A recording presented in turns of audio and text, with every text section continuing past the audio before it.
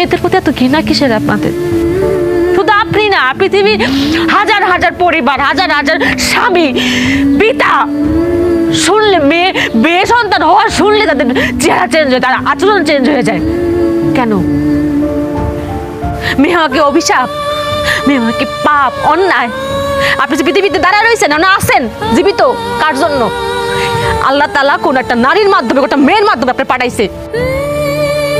আপনার মাও কিন্তু একটা মেয়ে। কোন কিতাব, কোন কোরআন বই পুস্তকে লেখা আছে যে বাপের পায়ের নিচে সন্তানের বেহেশত? দেখছেন? দেখবেন না তো।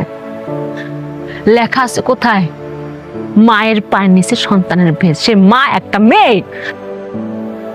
আসলাম আর একটা কথা, আপনারা কি মনে করেন ছেলে সন্তান আমার খুঁটি, আমার শেষ প্রজন্মের খুঁটি?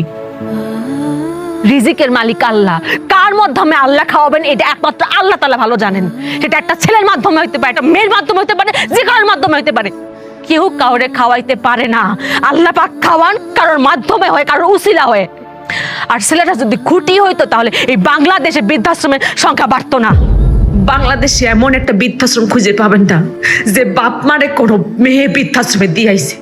খোঁজ নিয়ে দেখেন, প্রত্যেকটা বৃদ্ধাশ্রমে দিয়াইছে তার ছেলে সন্তান। তাইলে মেয়েদের দোষটা কেন?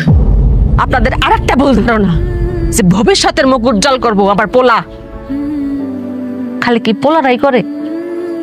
মেয়েরা করে না? পৃথিবীর কোন কাজে কোন জায়গা মেয়েরা নাই? কোন জায়গা মেয়েরা পিছিয়ে আছে কোন তো? ডাক্তার, ইঞ্জিনিয়ার, পাইলট কোন জায়গা নাই? আরেকটা কথা তো আমরা সবাই জানি যে আল্লাহ পাক যখন খুশি হন তখন তার ঘরে মেয়ে সন্তান দেন।